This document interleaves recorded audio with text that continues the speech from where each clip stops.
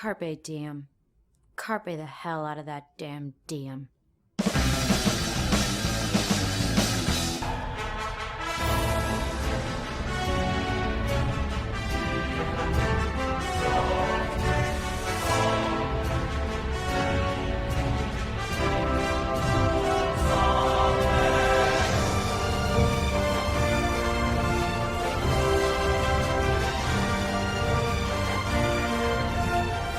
That whole sentence came out like Stan Lee. I'm sorry, kids today's are so spoiled. Hello, I'm Stan Lee, the only creator of every Marvel comic. I did it all by myself. Steve Ditko, who? Jack Kirby, what now? Let me tell you a story all about the bullpen we used to write in together. Somehow my name now got this on it. is a story all about how my life got flipped and turned upside down when I was bitten by a radioactive spider. Oh my god, I need that on something. I need that somewhere. Oh my god. Like a t-shirt where I lamp. Yeah. Stan Lee, shall we say a man of a mixed legacy, like undeniably the biggest comics figure who will ever exist, bigger than most of the characters he helped create, right? Like as far as just like on the street recognition, Stan Lee's tracking higher than Mr. Fantastic, you know? No, you can get a tattoo of glasses and his mustache, and people know. If Stan Lee had not gone on to co-create many seminal Marvel characters, right? And become, like, the spokesperson. Like, DC fucking wishes it had a Stan Lee. Because, like, Bob Kane who? Bill Finger who? Like, what did those guys look? Siegel and Schuster? Never heard of them. But Stan Lee is instantly iconic. People that don't fucking know a goddamn thing about comics, and I'm not besmirching them. I'm using that to illustrate a point. They don't know a fucking goddamn thing about comics, but when Stan Lee shows up as fucking Hugh Hefner or whatever, it gets a round of applause from the entire crowd. Yeah. He was an important guy, but when he was the guy that writes the gospel of Tony, Steve, Thor, and Bruce, like that. He wrote the American Bible. Yeah, when my man created the original 5 X-Men and wrote them for, like, fucking 60 issues or whatever it is, he's an indelible part of the American mythology. Yeah. People have said it before. People will continue to say it. That superheroes are the closest we have in America to any sort of mythology, right? Because we didn't have a period in time before Christianity. We didn't get to come up with some dope pantheon of very specific gods. We didn't have that time. Oh, well, I'm sorry. White people didn't have that time in America. There were other people who had their own shit going on before we showed up. There were others. I'm sorry. No, I've seen the cartoons, right? We showed up, we shook hands, we shared fish for Thanksgiving, and that was it, you know. They peacefully went west. They let us have this spot, but we didn't get that. People believe that. Oh, I know, dog. It just hit me like a people believe some wild ass shit. People believe some wild ass shit, my dude. Yeah.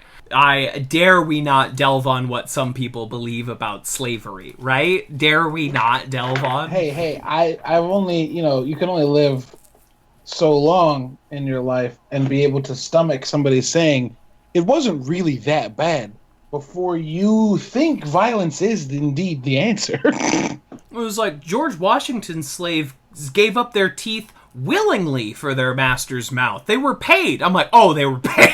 Oh, great. Oh, it's fine. Oh, good. My family's Irish. Oh, that makes everything fine. My family's Irish. We had it worse. Yeah, the Irish were actually second-class citizens, too, and it was exactly the same as American slavery. Let's point out second class and not classless humans. Is this record time from going to Stan Lee to the institution of American slavery on a community podcast? Because I would bet you it is.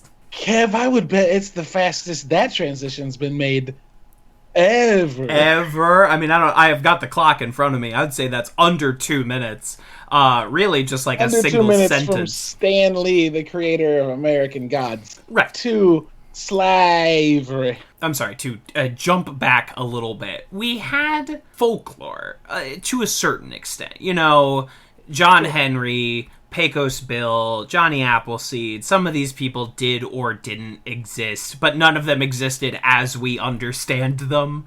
And we had, like, folklore, but we never Sasquatch, I think, is a very American piece of folklore, but we never had, like, Hermes. We didn't have a period in time where we thought Apollo's chariot, like, made the sun go good. And I think that's missing to the point. Oh, I think people lived here that did that. We just again, right. to the point of transition, there were people here that did that. White America as it exists today, shall we say. Yes. And that is missing, right? So we took, speaking of George Washington, we, like, took the founding fathers and turned them into deified them. Those figures. Exactly, we deified them. Say what you will about the video game BioShock Infinite. I think I like it more than most people, despite some massive flaws. But I really like that game. Yeah, I love that game. That game's great. It's really cool. And one thing, they don't delve into it particularly deeply, but one aspect of that game that I think they absolutely nail is that when you arrive on Columbia, the floating city of American exceptionalism, you are in this deific rose garden where instead of a figure of Mother Mary greeting you, it's Washington, Jefferson, and Franklin with, like, their godlike tools. It's a whole fucking lot in white marble. And the game could do almost literally anything else after that point, and I would go, all right, game, you got me. Whatever else you want to do from here on out, you got me. And that is a flawed video game that I think works emotionally over intellectually, but emotionally I think it really fucking works. So, like, I don't know what to tell you.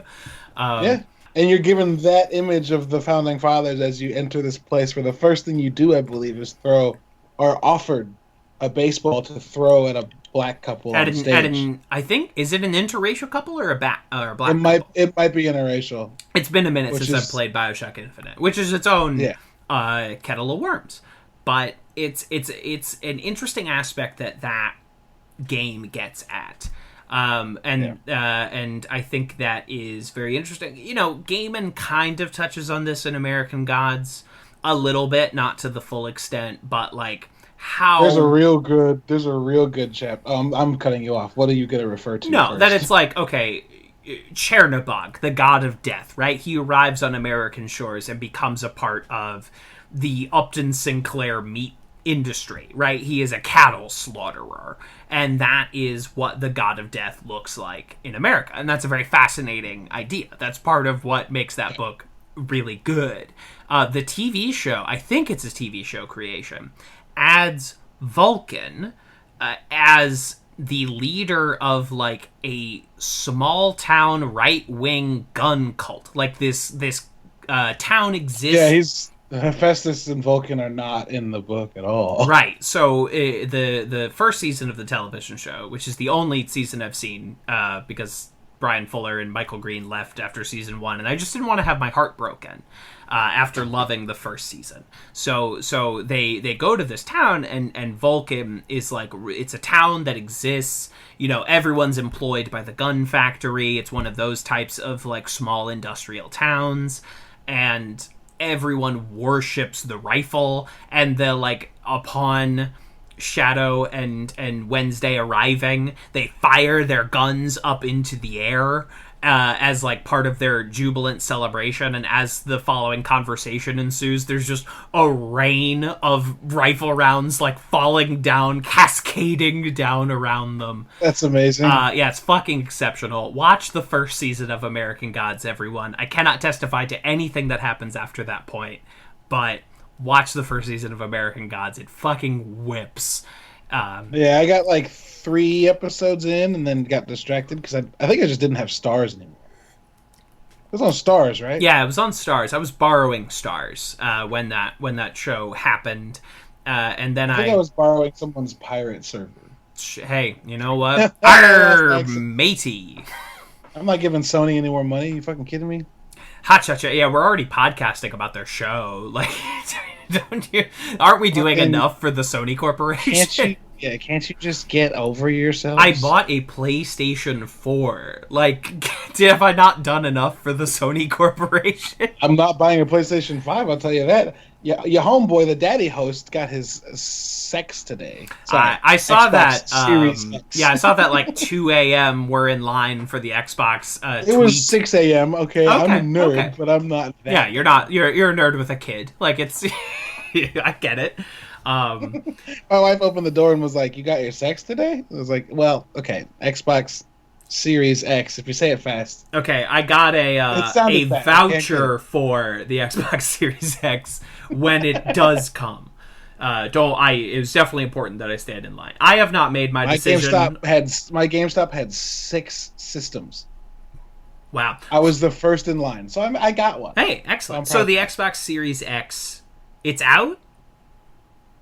No, I pre-ordered. Oh, okay. You had the permission to pre-order, right? Because I saw that exceptional post looking at the Amazon listings for the Xbox One X, which had like an 800% increase in sales today, which tells me a lot of people are going to be very upset very soon when they realize they've ordered the wrong console. It's incredible, though. It's incredible that happened. Only 30% of those people are going to return it. Yeah, absolutely, because they're like, well, I bought it, and I'll just get Game Pass and play like some dope-ass games for a little while. Yeah, just hang on to it for a couple of years, because obviously I had the money. Right. I'm probably going to get the PS5, the disc drive PS5, but I'm going to do what I always do and wait 5 years so it's cheaper and there's a bunch of dope games for me to play. Yeah.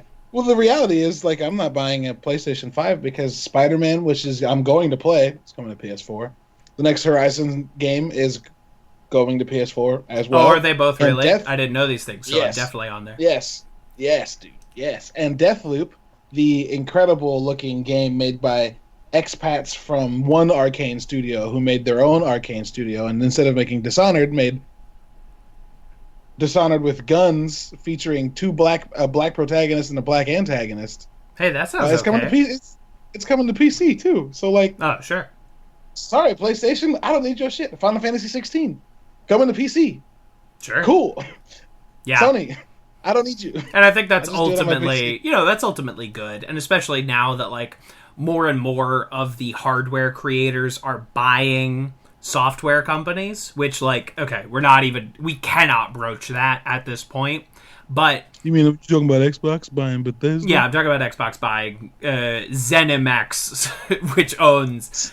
which is like 2,300 employees and like 7 stables. Right, which owns Bethesda Softworks.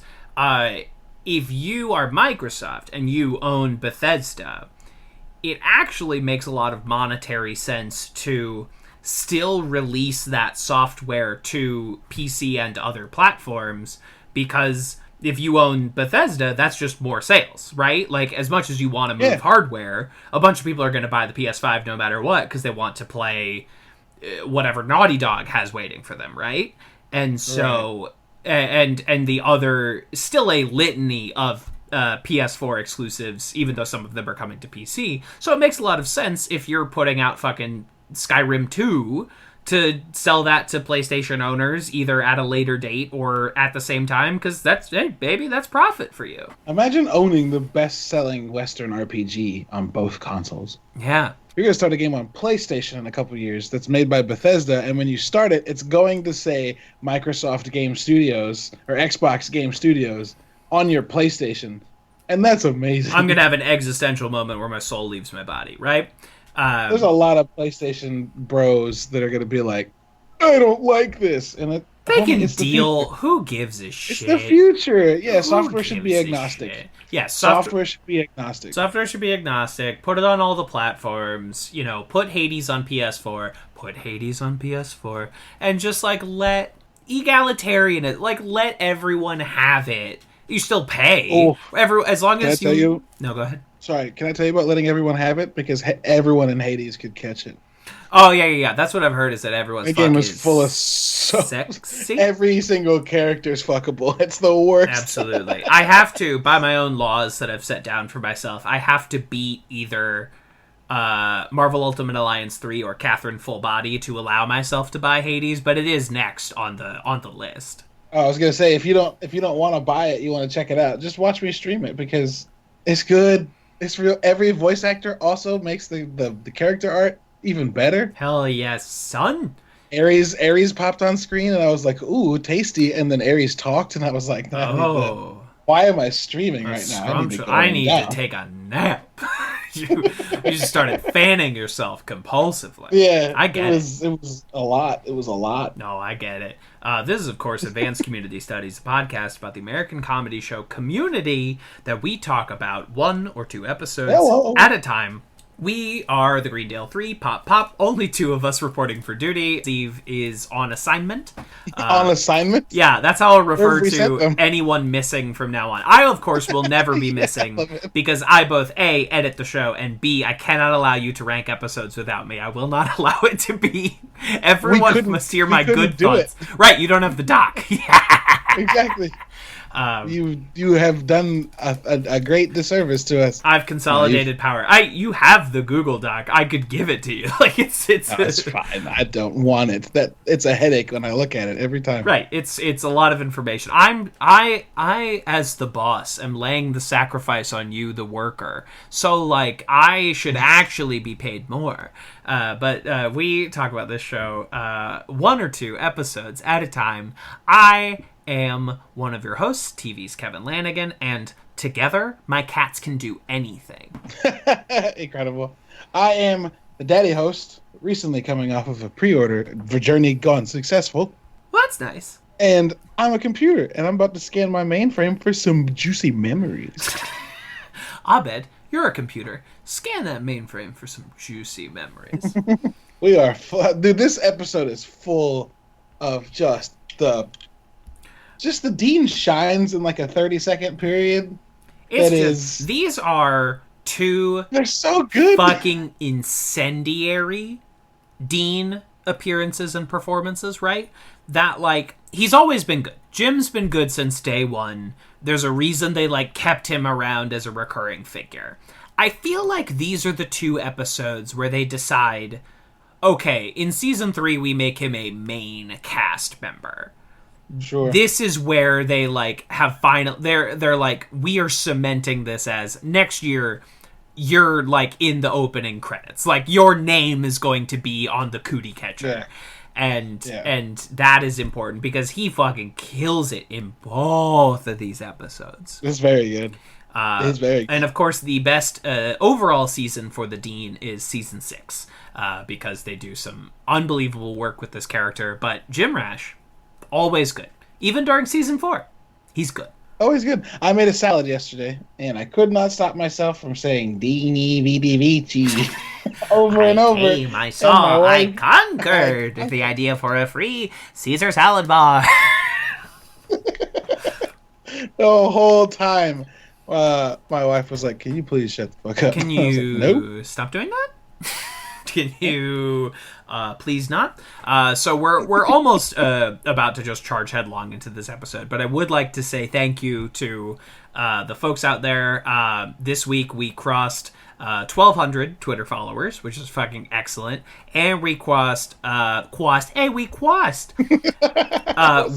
we crossed 20,000 plays on SoundCloud, which is cool. And that's just SoundCloud, not the like other podcast platforms. That's dope. Yeah, that's dope, right? That's dope. Thank y'all for coming along with us in this bunk ass. Wait, how many did you say? 20,000? I don't know what I said. 20,000 is the right number. I think my brain heard 2,000 and was like, wait. That's not it's as good. I mean, it's fine, but like it's not as good. Yeah, 20,000. And again, whatever I said the first time, 20,000 is the correct number. I think you said 20. I think my brain just went, it can't be that high. Nah, you're good. So you're good. But that's again not including iTunes, Podcast Addict, Stitcher. So that's pretty cool. I will say. I don't usually talk about those numbers very publicly. They are my business. And but when we cross a milestone like that, That's pretty cool. I Yeah, it's pretty appreciate solid. everyone sticking with us during this shithole period of time. And it's also been very beneficial, I will speak for myself, very beneficial to me to have this to like work on and focus on some weekly stability that's not like crumbling beneath me. Yeah, it's always nice when you can, like, despite most systems becoming non-functioning, it's always helpful to be able to create a system that just kind of functions freely. Absolutely. And if I was This has functioned with very little. It seems with very little work, at least putting it together. Maybe to a certain extent, editing's always a pain in the ass. That's always going to be the case. But it's having this consistent weekly pattern of watch, record, work, and then getting to talk to everyone on social media has been like a boon during all of this. Like, I would be in a 200% worse mental state than I already am without this. So I'm very glad we decided to do this. It's worked out. And we're this episode and one more episode away from tying a fucking bow on the second season. After we have one more record, and then we are done with the second season, which is knuckin' futs. But we are love it. We're moving right along. Futs. Yeah. So let's start. Great. First episode of the evening, season 2, episode 21, Paradigms of Human Memory, directed by Tristram Shapiro, written by Chris McKenna. When the gang is called together to create their last anthropology diorama, they have a series of flashbacks to their adventures this year. However, we, the audience, know that we haven't seen any of this before. It's a fake clip show, everyone. Unbelievable that they pulled off a fake clip show. It's so good. That's because there have been other clip show jokes before, right? So, like, Clerks, the animated series, their second episode ever is a clip show, and it's a clip show of the first episode and the first half of the second episode, which is a good joke. It's like, it's a good bit, but to do a live action fake clip show, and have to go out and find fake Mexico, fake Habitat for Humanity, go shoot a bunch of scenes at a riverbank so Troy can say, "You can yell at me all you want. I have seen enough movies to know that popping the back of a raft makes you go fast." Which is probably the quote of the episode. That is the moment that just sends it's very me. Good. And it's his demeanor. It's the same demeanor he has when he's singing, like, and he's yelling at people for laughing at him for being afraid of mice. Where he's got his, like, I beat all your ass. Like, you gotta come up here though. Like, he's doing that same, like, short movement. Oh, it's very good. It's very good. Perfect, exceptional energy. I appreciate just the audacity to try and pull this off, and to retroactively make all of these flashbacks canon with the Glee Club reprisal later, and to at the same time use this to tell a story where you are unveiling that all year Jeff and Britta have been having secret sex, which rules. It's the amount that they pull off in this episode, and that it comes in, as Neil Goldman talked to us about when he was on the show, came in under time. So they had to create this really long Dean animated end credits tag to just, like... That's so weird, too. I love it. This Newgrounds ass end credit tag. So weird. Where Jim Rash does every voice. It's very at good. that same moment. Fucking incredible. Troy, we never said anything about ourselves. Okay, now I'm really mad. This episode's so good, man. This man. is, I mean, spoilers for the rankings. This is one of the big ones, folks. This is fucking incredible that they could pull this off. Because in television production, you do a clip show for a couple of reasons. You either do it to A, save time and not have to write as much that week, or B, save money and not have to shoot as much. You just need to pay the editor to pull the old clips, film some kind of frame story, where the characters say, remember all these times we've had together? And string that together. But the audacity, the caucasity to create a setup for how many times is a man going to burst in here in a silly costume with irrelevant news and then film like 7 back-to-back Jim Rash costume changes. So many. It's so with many. all of these great little inserts of like Jeff and Britta are wearing different costumes in each of those shots, and sometimes they're wearing like crossing guard uniforms, and so like there's all these little stories that exist within the episode. Just unbelievable that they could pull this off. Guys, Greendale's music department is flat Baroque. His little chuckle after saying Baroque fucks me up every time. Baroque. This is one of the episodes. Every daylight savings, right? The Jim Rash bursting in a Tina Turner outfit leaps to the front of my brain. It's ingrained and burned and seared in there. What's Dean got to do with it?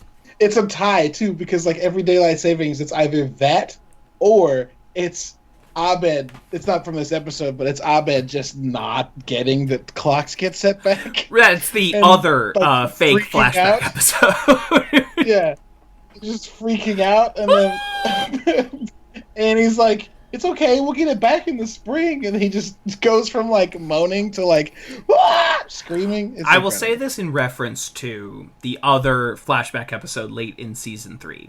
That one is probably funnier, just like pound for pound, like Troy bursting in and with the ATV, and it's like, you can't drive that in here. Yeah, I can. It's all terrain, dummy. It's all terrain, dummy. Is one of the all-time funniest bits. But this episode, with its Jeff and Britta are having secret sex, Leprechaun adds this extra layer of like drama that maybe pushes this one over. But as my Skype background will currently depict, I do like the Greendale Asylum reveal in the second fake flashback episode. It's very good. I have a particular... We don't have to make that decision for a long time, actually, which of these is better. We don't. We'll be okay. We'll be okay. I have a particularly fond recollection for Jeff and Britta asking for them to give examples. Troy, drop a beat. Going, hey, they want some examples. Troy goes, I think they want some examples, Pierce. He goes, okay, drop a beat. Man, just give us some examples. Why is this episode so funny? I know the original implication was to pair up Troy and Pierce. Like, that's why they're next to each other at the study room table. They're both, like, dumb guys. And they don't really go that route because Donald Glover and Danny Pudi just developed this incredible natural chemistry. But sometimes when you put Troy and Pierce together, it is very funny. It's very good. It's very good.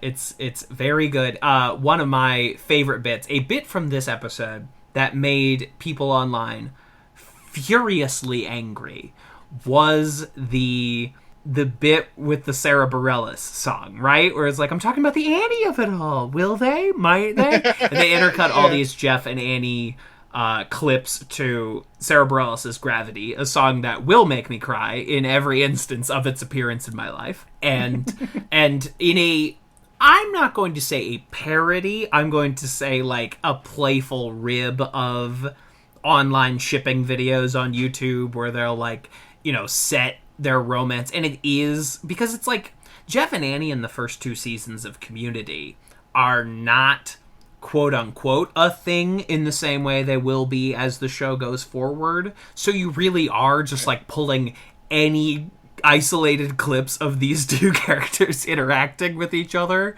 to try and make your ship video. And then people were furiously mad that they then took it and made it about Pierce and Abed, as like people take so personally their identity as someone that wants fictional characters to kiss. And there have been many times where I've wanted fictional characters to kiss, right? Most notably, Finn and Poe. Yeah, Moving on. most notably Finn and Poe. Any number of couples on Lost or what have you. Like, I'm not a stranger to wanting fictional people to get me and all of my video game romances, right? Like, I want these characters to make out in Dragon Age Inquisition. Just give it to me. But you do probably need to have a sense of humor about it, to the point where you can laugh at a Pierce and Hobbit homage with the fucking vending machine money and stopping him from stepping in poop, and all these good moments. I don't know. It's Also, I love what this implies because it's not just like, oh, we're taking the piss out of a thing that happens a lot in romantic comedies, or not even romantic comedies. It's a thing that happens a lot on the internet when people put people together from these different things. On top of that, when they do it for Britta and Jeff, people are like, see, and then immediately after that, they do it for Abed and Pierce, which is both Abed proving that like you could do that for anybody, but also Dan Harmon being like, you could do this for anybody, so shut the fuck up. So it's just like, I understand. These two characters don't have to go together because you want it to. I understand that you're interested. Just like maybe chill a little bit about it. Just like maybe chill a little bit about it. It's so good. It's good. It's a great bit. and then Abed says what does he say? It makes more sense to see what's between you and Annie than me and Pierce. And Pierce goes, "How dare you?" Good bit. Which is just so Chevy good. has a lot of good bits in this episode. Pierce, you've had 3 flu shots. I'll be a living God. Is hysterical. There's so much. I think everyone has good bits in this episode, but Pierce notably has a lot.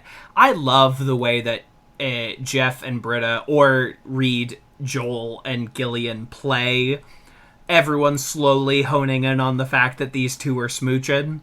That they're like looking at each other and they're going like, what? Huh?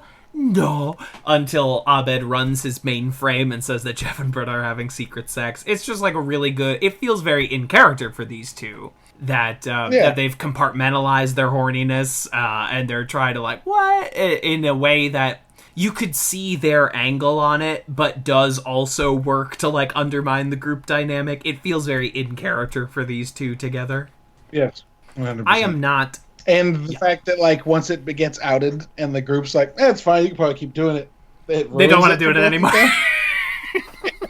It's gone. It's gone. They don't want to do it again. We don't funny. get anything Jeff and Britta related again until Shirley's wedding. You know, like, it's something the show will come back to semi-frequently, but is never something we really hone in on ever again.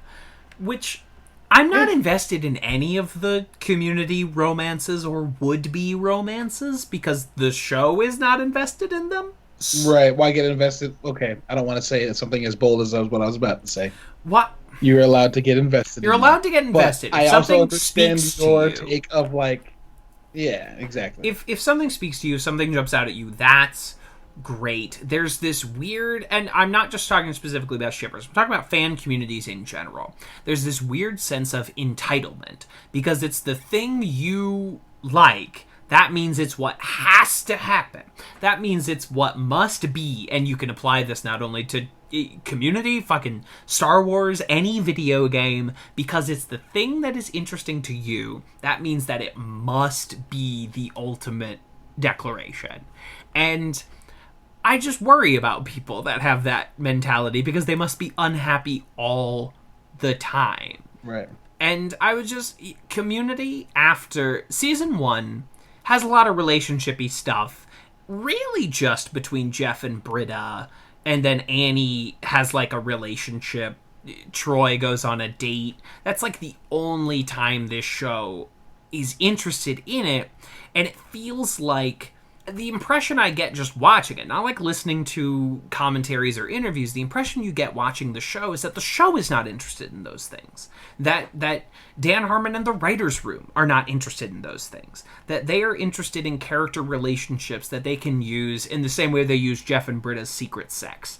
But they're not interested in these relationships in the same way that New Girl is interested in its characters dating. And I like New Girl, Right. but It's just a different beast. it's a different beast. That's not what this show wants to do. And I got that signal pretty early and said, okay, I'm not really interested in any of these romantic relationships. There's ones I like. I like Abed and the Secret Service agent from a few weeks back. I think that's really cute. But I'm also not sitting around every episode of Community waiting for Eliza Coupe to reprise her role as the Secret Service agent. I'm waiting for Allison Brie though. That's 100%.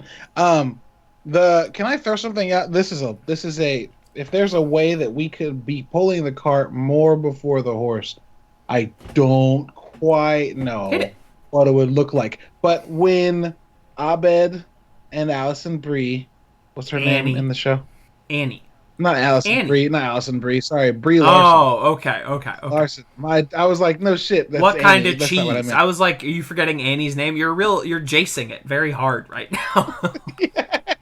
No, the episode where Annie and her brother are facing off against Abed and Brie Larson about who's going to At live the there. VCR game. Yeah, good episode. The Cute VCR episode. game. I feel, is that tension between Annie and Abed and admittance of some past between them? I mean, we can dissect that when that happens. I did watch that episode somewhat recently. I've just been watching a lot of same. That's why I've been watching a lot of late season 5 and all of season 6 recently. I don't know why. Maybe it's because we're so far from it, but really coming to appreciate those 2 seasons for what they're trying to do. You could never recapture the glory of season 2 or 3 because that was the show just completely firing on all cylinders. But those seasons are deeply interesting and there's a ton of shit that I love in there. But I mean, you and I have read into Troy and Abed or Troy and Abed and Annie in a way that makes sense to us. But then we bring in Jace, and Jace is I don't really see that. And that also feels true. Both realities feel true at the same time. And so, if I'm invested in all of these characters being friends with each other. I am invested in the Troy and Abed friendship more than I am a Troy and Abed sexual relationship, even though if that was the angle they took, makes perfect sense as well. It would make sense. The only one of these romantic relationships that I like to see repeated is Jeff and Britta. Not because I'm that's my OTP, love them, want them to be together forever. That just makes a lot of sense to me, why these 2 characters are constantly stuck in each other's gravity. These 2 fragile-egoed, they're older, they have not lived up to what they thought their lives would be, and these 2 satellites circling each other constantly and almost getting married 3 separate times makes a lot of sense to me for how these 2 characters are played and written and portrayed ultimately. She's such a fool for him. Got him wrapped around her finger. Good bit. Good bit. And I've hired an Irish singer. I like all 3 of their fake weddings. I think they're all very, very good. And they make sense in that these 2 characters would make this rash fucking decision together. And that these 2 characters would call it off because they realize it's a rash fucking... it all makes sense. These 2 I think they bring the best and worst out of each other in relation to each other. Because they both challenge each other to be, wittier. Britta's always challenging Jeff to be better. Jeff is always challenging Britta to lighten up. It's this great, ebb and flow back and forth. And they ultimately are always the most immature when they are together. They are just these 2 wild opposite ends that can cause so much destruction when they are together. And that makes sense to me. I know couples like that. They would be the most insufferable pair of people to hang out with together. But you would also definitely get why these two people found each other and are together. Right. Sorry, that was long-winded. It's okay. It's okay. I have a lot of thoughts about Britta Perry. We make those points. You, long thoughts on Britta? No. I did get, bless Matt over at Communities for saying that every time he sees anything related to Gillian Jacobs, that he instantly thinks of me and wonders if I've seen it. And that, if that's what I can achieve in my life, I'm pretty content about that. If he sees anything Britta related and filters it through me, I'm fine with it. Have you seen this? Yeah, I'm fine with it. I wish I had people that did that for information for me. I always feel somewhat accomplished. I'm just not there yet. I always feel somewhat accomplished. Like, you know, when the Cats movie was coming out, people would send everything Cats movie related to me, and I wasn't even mad when I would get the same link like 4 times, because I was like, I'm glad that people are invested in my investment in this. Sure, yeah. It's happened. There was in college, there's a guy that worked at Family Video who used to call me to ask me about what games he should check out, and I thought that was adorable. I think that's great when you've developed, not that like it's your whole personality, but someone knows like this is the person I can go to if I want something about this. And it wasn't because we'd ever spoken; it was because he listened to the podcast. Yeah, and I was like, "Homie, that's adorable. Thank you. That's great." Or like when my mom used to like call me or text me when she was like trying to figure out what movie she was watching on TV, and she would like start listing off like who was in it and what it was about. Like that earnestly means a lot to me. Rather than using IMDb, she used I have a son. Yeah, IHAS. I have a son. And that's very touching in its own way. I don't find that annoying. I find that like, okay, someone like sees me as a thing, as like someone with passions. I see your purpose now. I'll bet. I see your value now. I see your value. I got what you were getting at. I got what you the water is life. I'm swallowing what you were stepping in.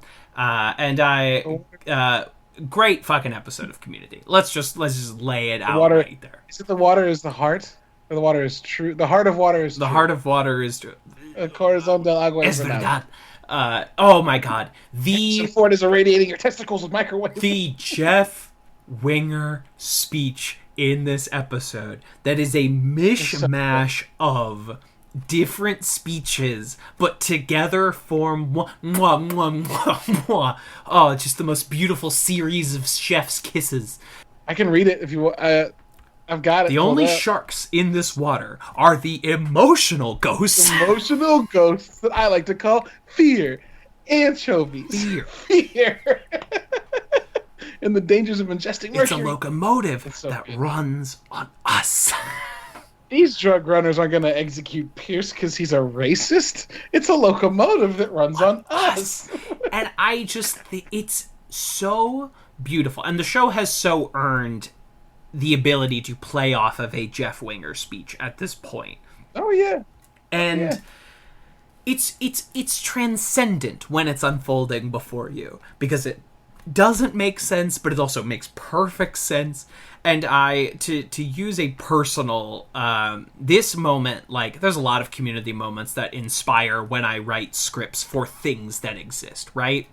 Obviously, intentionally or no, it's just such a part of my fucking script writing DNA at this point. But when I wrote my web series Doomed to You, the 5th episode is a series of scenes from like alternate versions of events, but they all play together as if they are one scene. And this Winger speech is like basically exactly what I was pulling from when I was writing that. Sure. Of like, these conversations are changed based on the context, but these characters are having one conversation across like 5 different realities, essentially. And That's very good. thank you.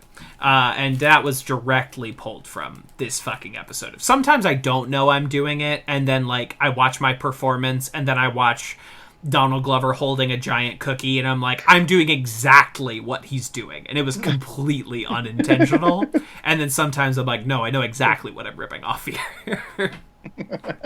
Hey, like what's the artist quote, right? That, Artists like, use good lies artists to tell the truth. hide- Steal well. Yeah, whatever it is. Yeah, good artists hide their sources, or no, good writers show their influences. Great writers hide their influences. Yeah, there's a million different versions of that. Like, all artists There's a steal, good artists steal well. Like, it's all these same ideas, and it's completely true. Even if you're not, like, intentionally homaging something, if you've watched and paid attention to, or read and paid attention to good work, the elements of that work are just going to show up in your own work, even if you completely did not mean them to, because you're a fucking media omnivore, and you've just consumed it, and it's just in there, you know? I dislike being called a media omnivore, but you're Am right. I wrong? Yeah. You're right. You're Absolutely. right. Any departing thoughts here on Paradigms of Human Memory? It must be said that this is a fucking call back to Annie's Missing Pen cooperative calligraphy. That Annie's boobs is coordinating these things in the air vents. Oh, that's right. This does start with Chang sliding into the air vents, and Is that a Pierce new shouting, "Is this a new stereotype?" I know these vents like And the he's back of my like, chain. "No, I know these air ducts like the back of my chain." It's a beautiful thing. This Gross. season is not as serialized as season 3, which is like a very, like, we are carrying these plot lines through the whole season. But this bit with Annie's boobs, the Shirley's pregnancy storyline, obviously the Pierce villain story arc, like, this is the beginning of seeing what Community is capable of as serialized storytelling. Yeah, absolutely. And hey, speaking of the Shirley's pregnancy storyline, shall we wrap that bad boy up? Let's do it. Season 2, Episode 22, Applied Anthropology and Culinary Arts, directed by Jay Chandrasekhar, written by Carrie Dornetto. During what is supposed to be the blow-off anthropology final, Shirley goes into labor, and it is up to a combination of Abed and Britta to deliver that baby. At the same time, there is a riot at the World Food Festival in Greendale's parking lot. A race kerfuffle. I think we're using kerfuffle, Mr. Winger. Yeah, the ambulance can't get here because of a race kerfuffle. But this is at the same time, Pierce buys Troy and Abed's signature handshake. Earn your money. Whore. And I like this episode a lot. It is a bottle episode. It doesn't call itself out as much, but we are in this anthropology classroom the entire time. It's pretty much just main cast members, except for a brief appearance by John Oliver, a little Starburns, a little Neil, a little Vicky, the writer for Dean Magazine. This episode's... I remember seeing it the first time and being like, boy, a lot happened there. Why? And then I remember encountering it every time since then and being like, oh, it's tying... It's stuck with the unfortunate job of, we have a banger to close this season on that's going to do absolutely nothing with the threads that are loose in this season. So let's tie those off. Right, we need, like, Shirley cannot be pregnant for the paintball storyline. We need to... Damn it, Shirley, forget about your kids. Think about the people that need you. Think about the people that need you. She cannot be pregnant. Paradigms of Human Memory, we just talked about how good Pierce is in it. Pierce needs to be the villain again for the next episode, so we need to do one last Pierce villain setup on top of that. Yeah. And there's these disparate threads that need to be tied together, and I quite like this episode. I haven't done a true rewatch in like 5 years, so this is not one that I've seen in a long time. This is a really funny fucking episode. The beginning where Duncan is caught drinking, he hurls the glass to the ground and says, "And that is what Jews do at weddings. Anthropology." And then Shane goes, "Chaim!" in the back. It's good bit. And then John Oliver runs out of the classroom to go get the finals and does not return for 3 seasons. That idiot. He made himself real small. That idiot, that fool, decided to stick with The Daily Show and decided to start some fucking little show called Last Week Tonight that will employ him for 13 years and win him multiple Emmys. That idiot.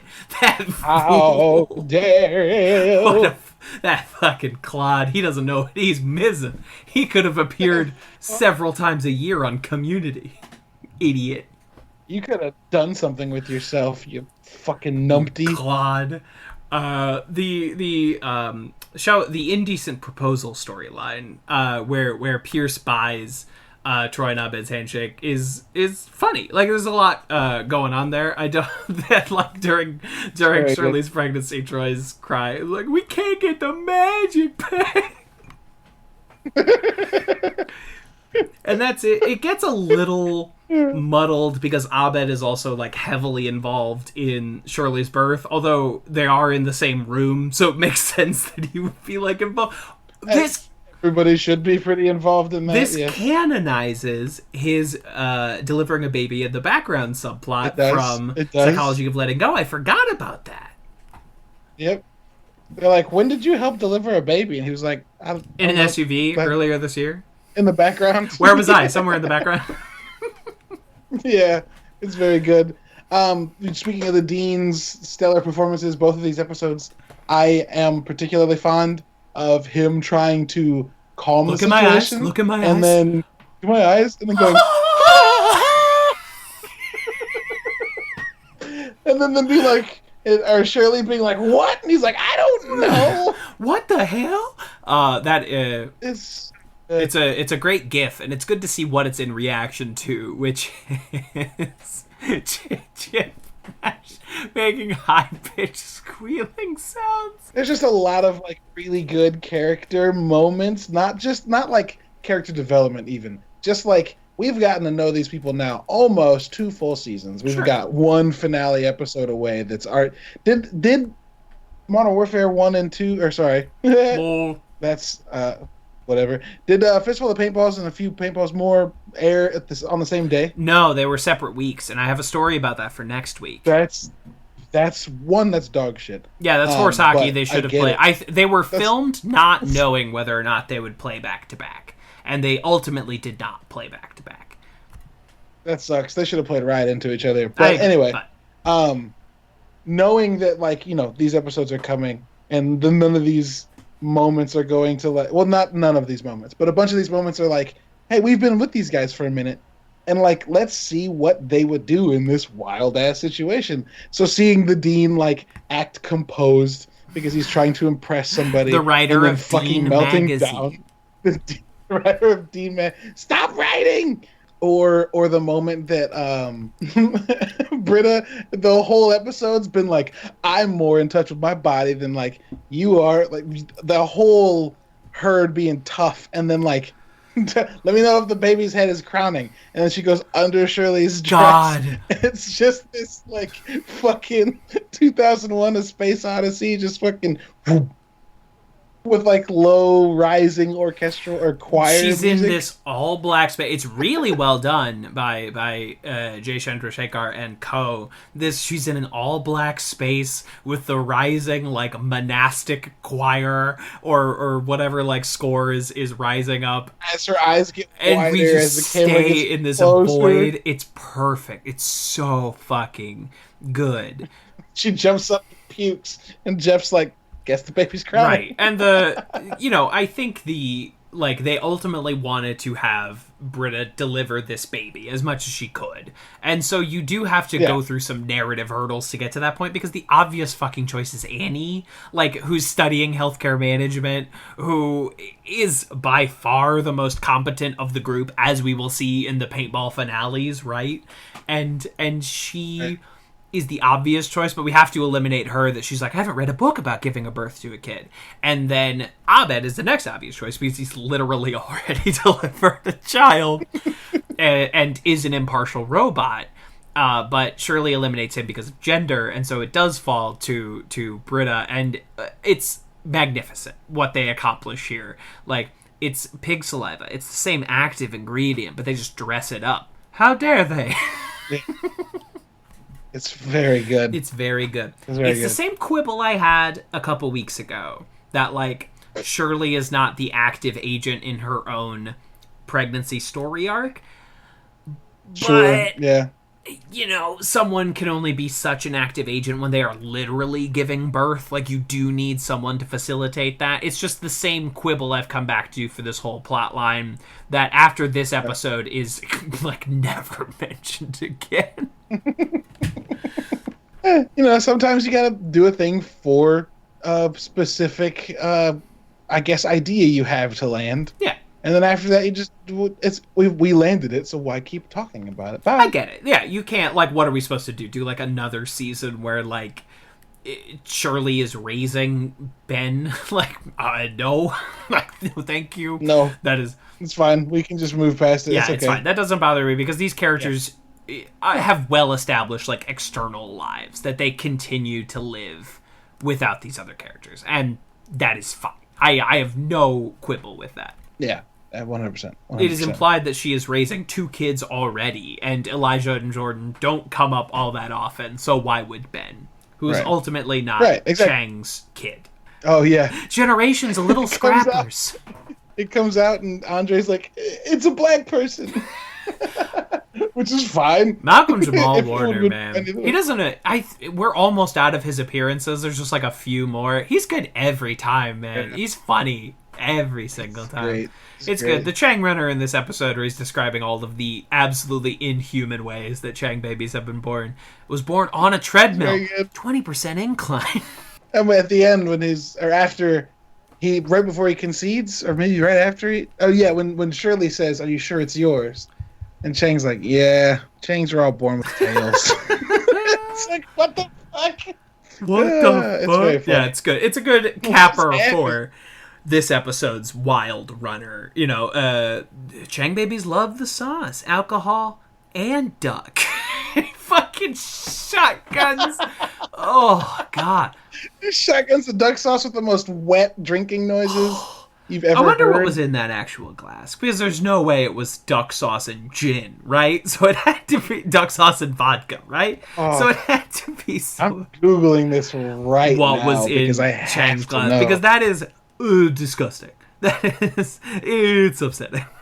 I don't care for it. But that's something that Ken Jeong would do. He's committed, right? Oh, Doug. Okay. So someone on Twitter today, Ken Jeong is on Twitter.com. He is not shy about his feelings about Donald Trump's treatment of the coronavirus, right? And he shared some statistics today of like 7 million infected, over 200,000 dead. And someone was like, if you're not a doctor, I don't want to hear it. I'm like, my dog, you did not. My dude, you've made a mistake. You've made a grave error in judgment. My dude, you've made a mistake. Let's back up. My man, have you ever heard of the Mayo Clinic?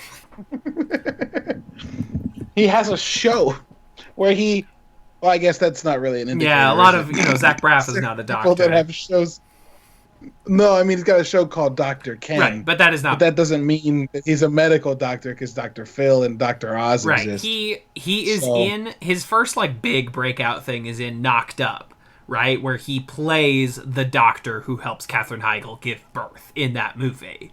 And they cast him because he was an actual doctor who was also funny. And that was the beginning of what we have now. 2 short years later, he's Ben Chang on Community. It's the best. It's good shit. It's the best. I like him.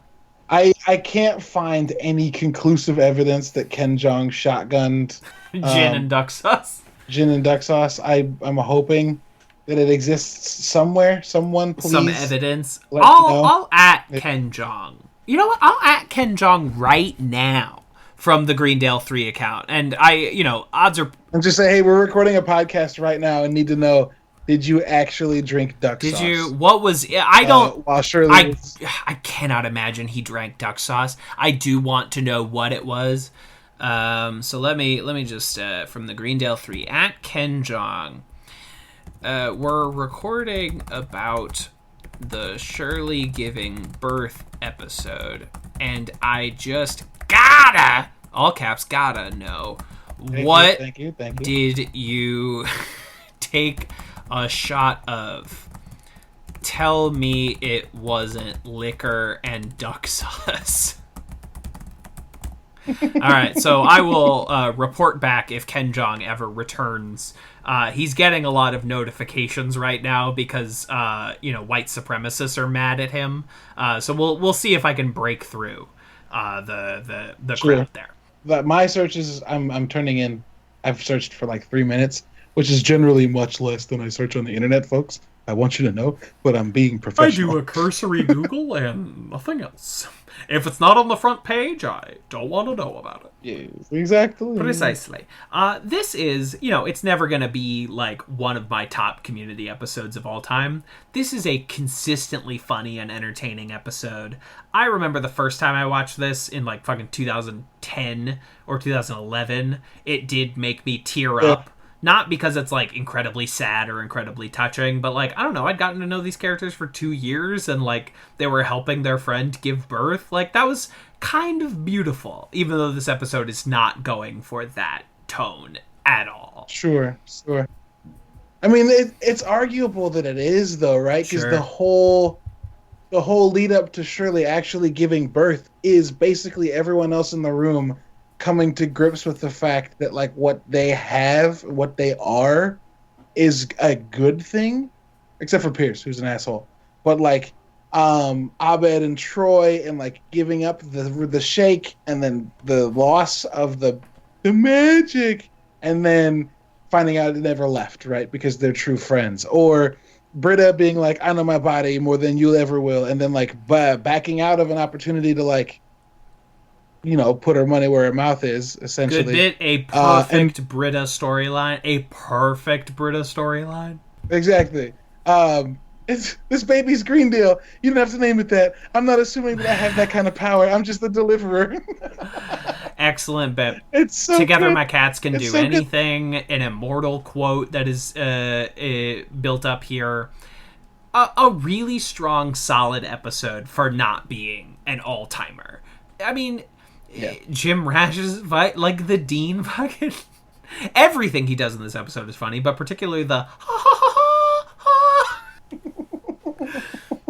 it's all good, baby. It's very, very entertaining and fun. Yeah, but everyone kind of goes through, as much as this episode like seems like it should be focused on Shirley only, kind of everybody goes through this is the end of season 2 character arc completions in this episode. Yeah. Everyone gets their validation, or their ironing out, or their summation of actions. I was about to say some nerdy ass shit. Hitherto unsolved. Yeah, I was gonna do some dumb shit, but yeah, you get the summation of the pieces here. Yeah. Because the next 2 episodes are great, and they didn't want to deal with no bullshit. Yeah, everything that can't be wrapped up in the 2-part Paintfall finale is wrapped up here, as far as season arcs go. And it's really well done. It's very funny. It's very entertaining. Normally, like, I would loathe a sitcom episode that is about a character giving birth, but this one's really good. This one kind of does it. It's a very Community interpretation of that same idea. Jeff and Britta's little, like, a temporary baby weakness. It's good. It's touching in its own way. It's very funny in its own way, and does some good character storytelling along the way. And that's truly all I can ask for. Yeah.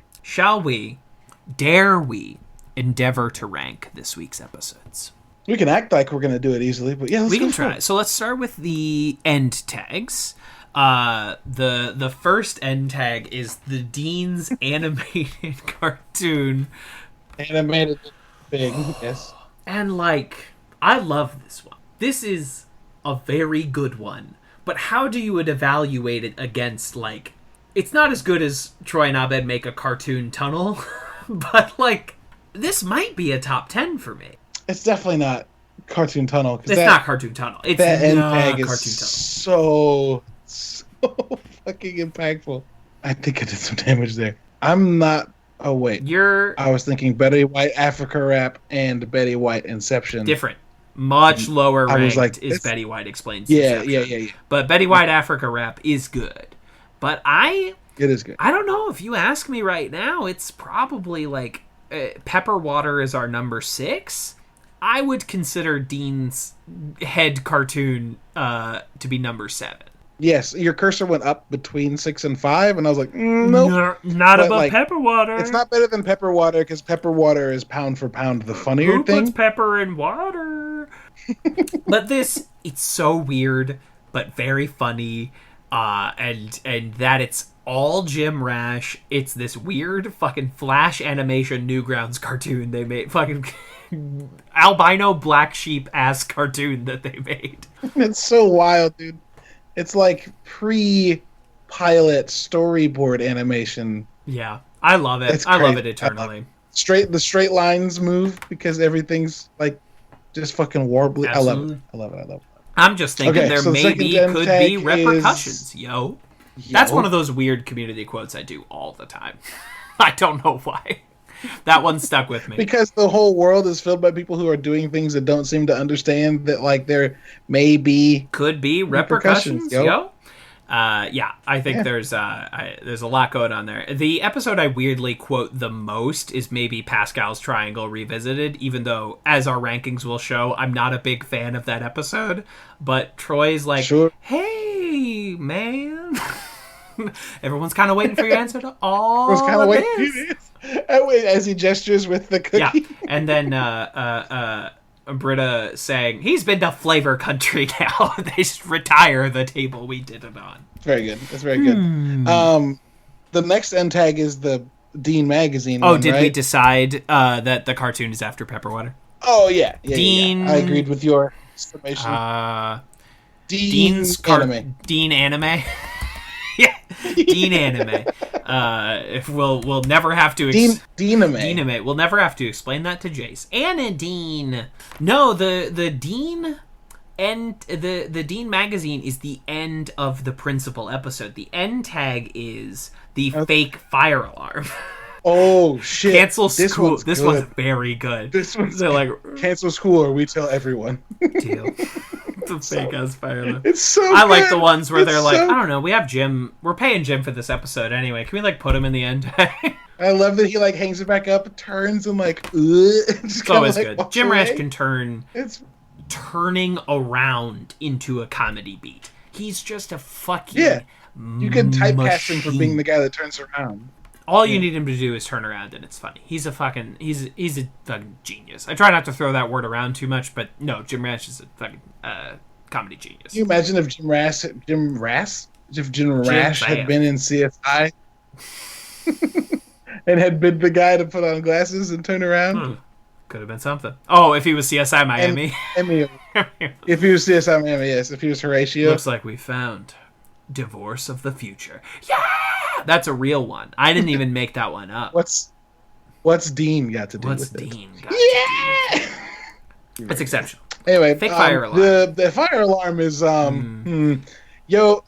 it's fire alarm's good. It's not as good as... It might be better than Pepper Water to me. You're gonna put it lower. I was thinking, like, it's not as good as Pierce Poop Rap. I command you to just drum up in your mind the Pierce Poop Rap, and is this one's better than that for you? He has a big poop breakfast and a glass of pee. Yeah, I'm an impulsive person, Kev. That's why I smoked for so long. Sure. Is I would try to quit and be like, you know what, though? But I want some. Yeah, sure. And I'd go get some. Because I'm impulsive. So, like, my brain's like, I just watched this. It's very funny. I haven't thought about Pierce Poop Rap in a minute. So thank you for grounding me. But everyone hates him, even all his friends. And Vaughn teary in the doorway, like, Yeah.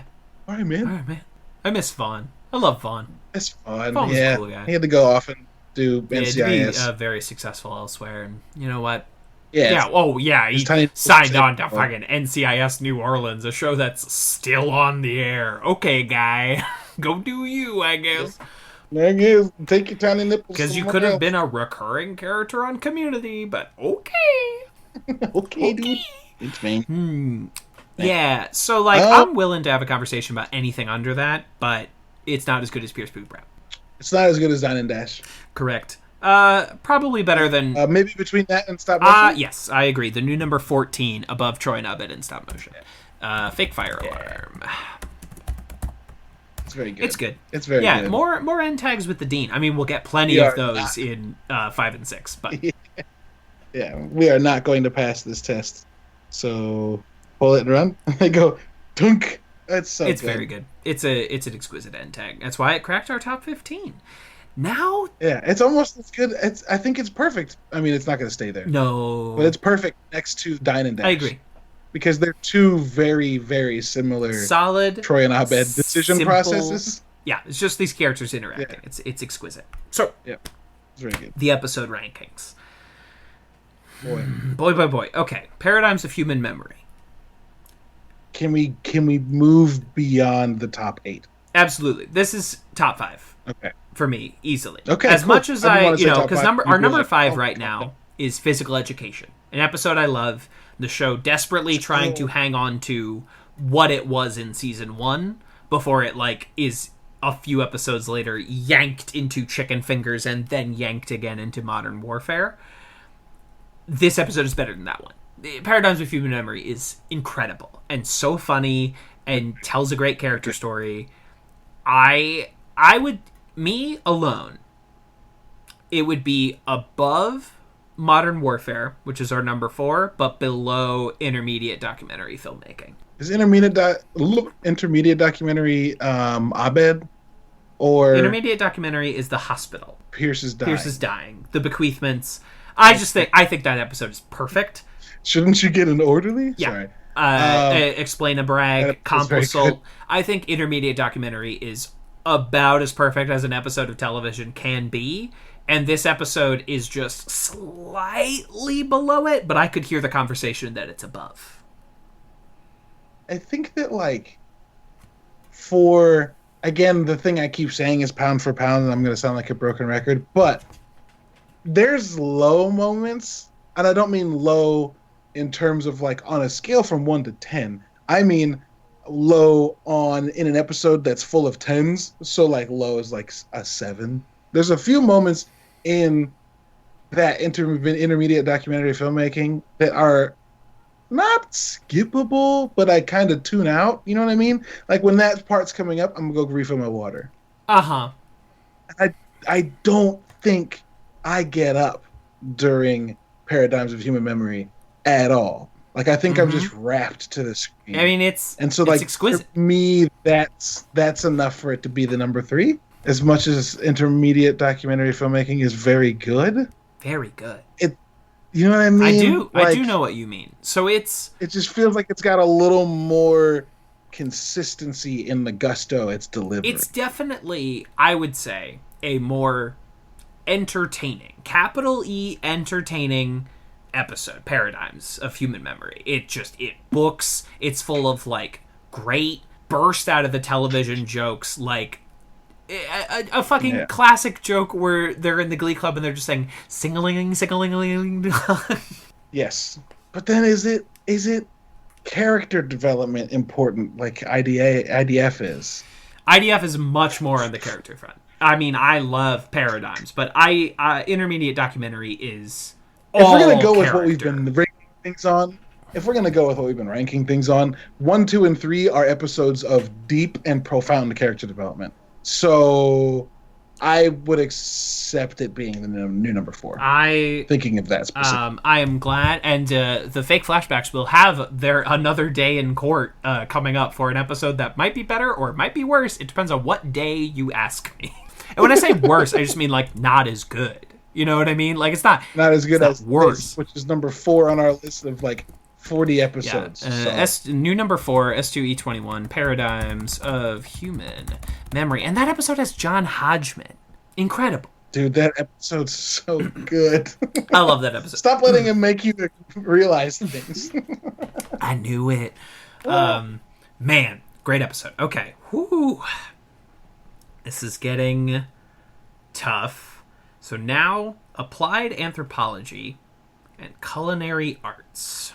What's our 25? 25 is English as a second language. 25, all the way up there. Okay, I'm using it as a sample for my own brain to say, like, okay, are we going to start looking above that, or are we going to start looking below that?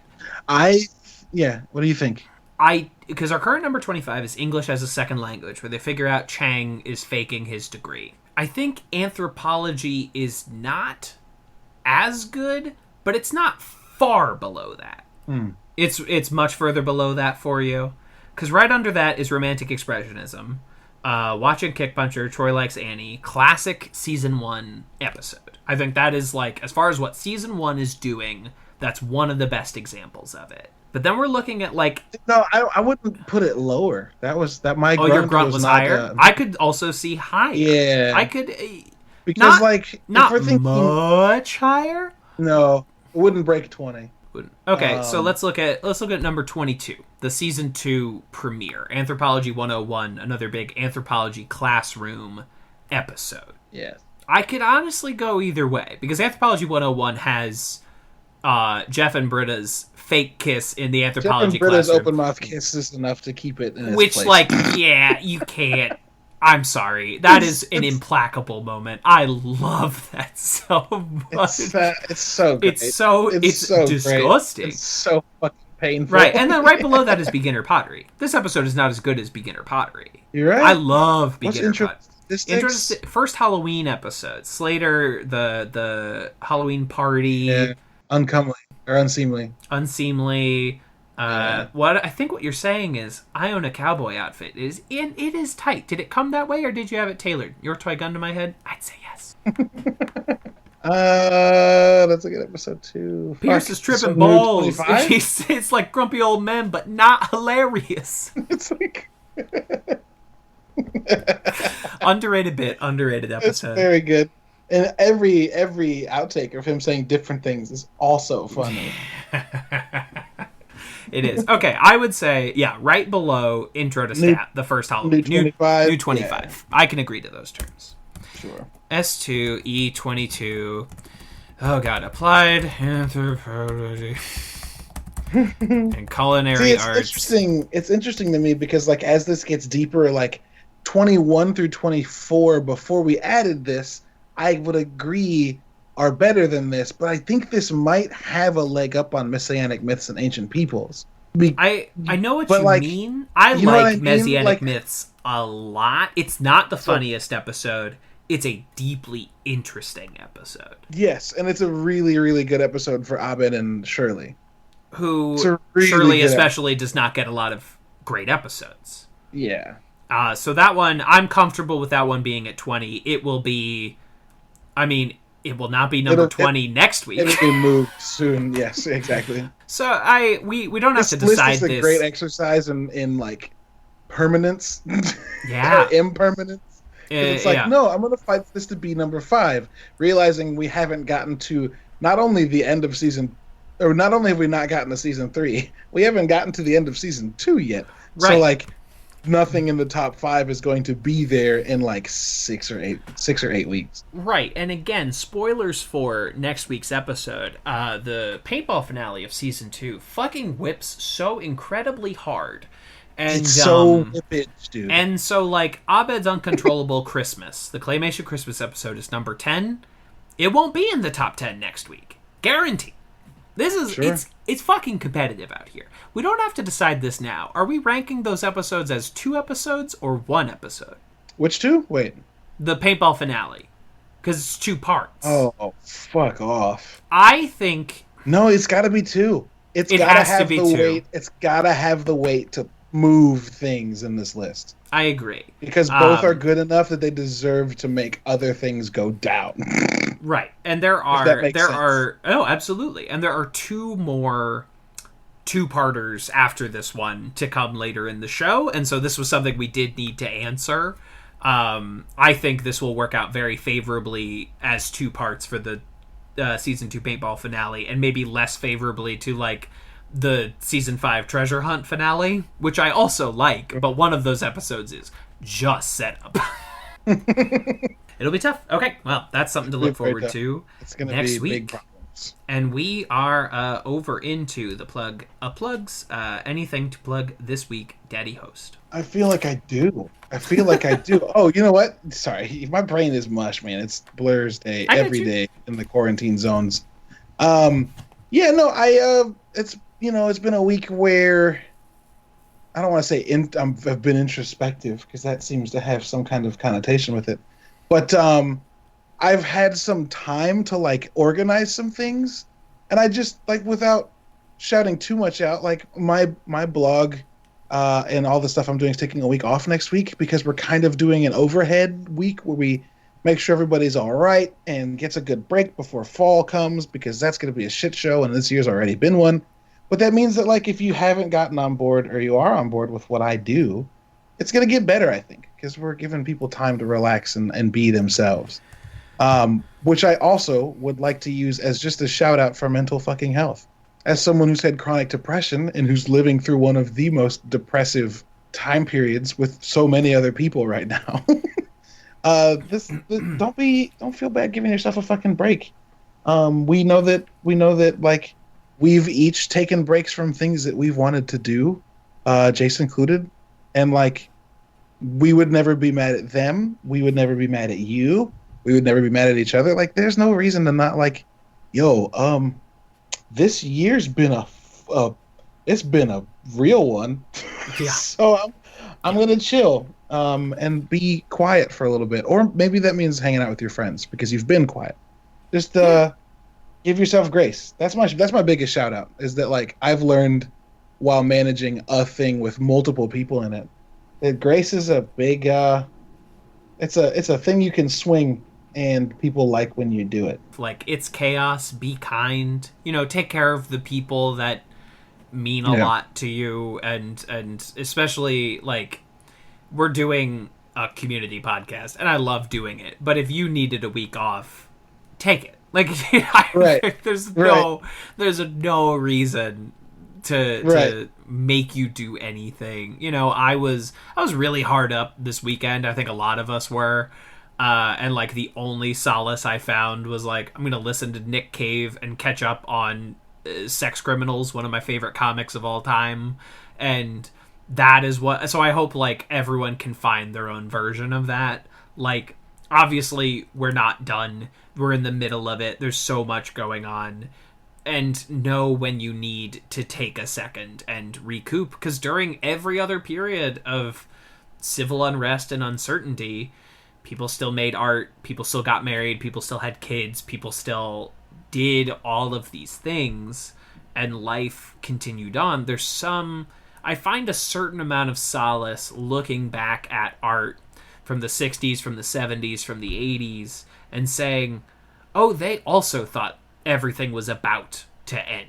No inconsiderable amount of solace. You're absolutely correct. And it's like, it's only some. It doesn't fix like what's going on, but it is good to like to look back at like fucking Watchmen the comic and go like, this is written and drawn by people who are pretty sure the world is about to end.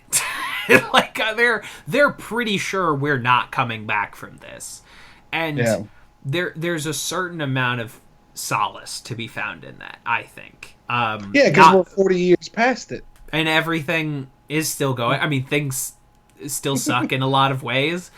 A lot of things have gotten better, and that is important to remember. 5 years ago, gay people were allowed to marry all across the United States of America. That ain't nothing. I think we worked together that day. Is that true? That might very well be true. I was absolutely at Starbucks that day. I think I may have hugged people, and you may have been in that group. It was a great day. That was recent. A good day. That was fucking recent. Not that long ago. Yeah. And so, I mean... and further on the topic of taking breaks, like, especially now, y'all, October and November are gonna be something. It's gonna be something. And, like, I think everyone needs to steel themselves. That's right. Not because I think bad shit's gonna happen, but it's not gonna be easy. No. But the things worth fighting for are never easy. Do join us next week when we cover Community's excellent 2-part paintball finale. I can't wait to watch it several times over the next 7 days and then talk about it with you. So good. Has anyone ever been cooler than Allison Brie in the Western paintball episode? I don't think anyone ever fucking has. Nope. Oh, it's so good. It's so good. It's gonna be great, and we'll hash it all out next week. You get a shoot an unarmed man? I don't know. You're eating my beans. I guess it's a good I'm not unarmed, seeing as I'm eating your beans. Everyone's good. How is that the best anyone has ever looked? Is all the cast members of Community in that episode? Everyone's Western. Oh God. Okay, we can't start. We can't. We'll get there. This was a teaser. check out my recent appearance on Dom and Andre in the morning on their episode talking about physical education, one of my favorite episodes of season 1.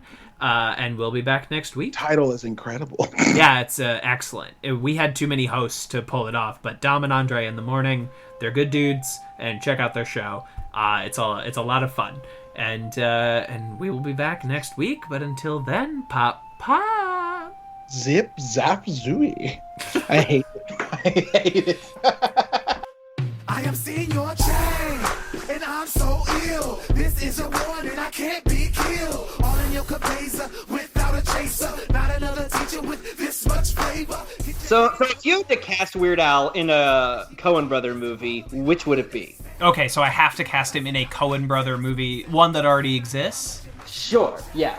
And by the rules of this hypothetical, he is the Weird Al that existed at the time that the movie came out? Ooh, yes. Okay. That adds a whole new wrinkle. I think there's a few easy ones, and I feel pretty comfortable rattling that off. I think he probably could have fit very well into the universe of Raising Arizona, even if he's just like... Shirts. The Hawaiian shirt. So I'm thinking like when John Goodman and William Forsythe rob a bank and they tell everyone to freeze and get down on the ground, and they're like, well, which is it? Freeze or get down on the ground? Yeah. That could have been Weird Al. Yeah. That could have been Weird Al. The second one, and this is a slightly different pivot, I think, take an inside Llewyn Davis, right? Very stripped down, like every shot is lit by cascading beams of light as dust intermingles through it, and he plays like the owner of the folk club, the Lantern or whatever that place was called. He would play that guy, the like skeezy, if you want a spot on stage, you have to sleep with me manager of that New York City folk club. Oh my God, that's the thing. I want a gritty, sleazy Al.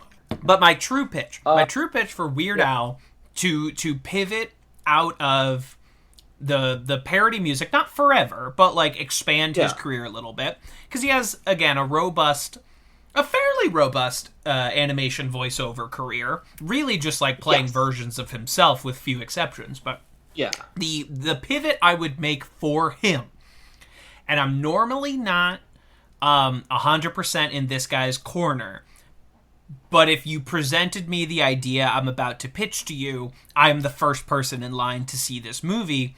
You partner him up with Judd Apatow. You get Judd to give him the Seth Rogen, Amy Schumer, Pete Davidson. You either have him as the star vehicle of that movie, which I'm 100% for, and I would be line one, or you give him like the LeBron James role in Trainwreck. Not necessarily he's playing himself, but he is Bill Hader's friend in a movie, or he is. He is where Bill Hader just sits down in a cafe and goes like, "Oh, hey, Al." Yeah, exactly. Hey, Al. In the same way he says, "Hey, LeBron James" in the movie Trainwreck.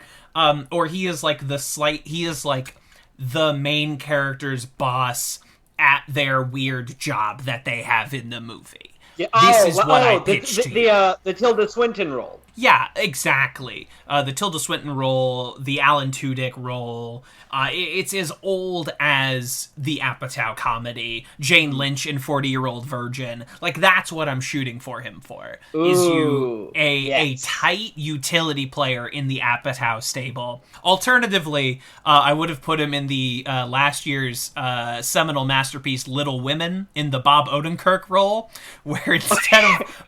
Little Women! Yeah, just that shrill voice. Instead of Bob Odenkirk returning from war and shouting "My Little Women," the only person I can think of that would make that better is Weird Al Yankovic. Yeah. Mr. Laura Dern himself, Weird Al Yankovic. Oh my god, that'd be fantastic. That would have gone from, like, my number 3 favorite movie of 2019 to my favorite movie of all time. my full-ass number 1, if you had put Weird Al Yankovic in the Bob Odenkirk Park in Little Women. So this is, of course, the interview portion of Advanced Community Studies. And joining me, you've heard him on this podcast feed many, many times. He was the co-host of Sonic the Hedgehog. He was a guest on Podcats. He was a guest on The Stone Zone. This is, of course, Justin Germeroth. Justin, welcome to the show. Hey and howdy, Radiotopia. Coming at you live, riding on the surfed airwaves through electric cables under the ground. Okay. He's still going. I won't stop you if you want to become a radio shock jock. Real quick. God.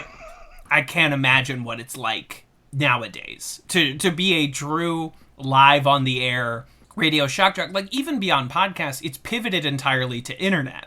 So you have The Best Show, Tom Sharpling's The Best Show, formerly The Best Show of WFMU, which is just like a 4-hour online radio show with call-ins and things like that. It's just made it a combination of Twitch streaming and podcasts has rendered and of course, like, Spotify, like the ability to listen to music, not just like talk radio. It's become much more of a niche aesthetic. Like, you don't go it for the service anymore of, oh, this is what entertains you between music. It's you want the affect and the structure of